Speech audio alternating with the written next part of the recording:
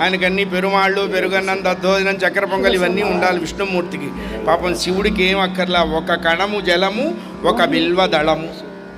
త్రిదళం త్రిగుణాకారం త్రినేత్రం చ త్రియాయుధం త్రిజన్మ పాప సంహారం ఏకబిల్వం శివార్పణం త్రిశాఖైర్బిల్వపత్రైశ్చ అచ్ఛిద్రైః కోమలైః శుభైః తవ పూజాం కరిష్యామః ఏకబిల్వం శివార్పణం. ఆ బిల్వదళాన్ని మనం తిప్పి పరమేశ్వరుడి మీద పెడతాం. పెడితే ఆయన త్రియాయువు అని చెప్పి దీవిస్తాడు.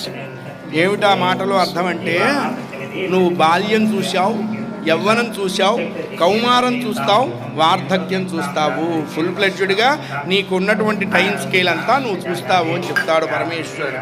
అందుకనే పరమేశ్వరుడికి పెద్దగా మనం ఇవ్వాల్సిందేం లేదు. ఆయనకి ఒక్క ఉద్ధరిండే నీళ్లు, అది కూడా ఈ శివరాత్రి రోజు వేస్తే ఇంకా అదృష్టం.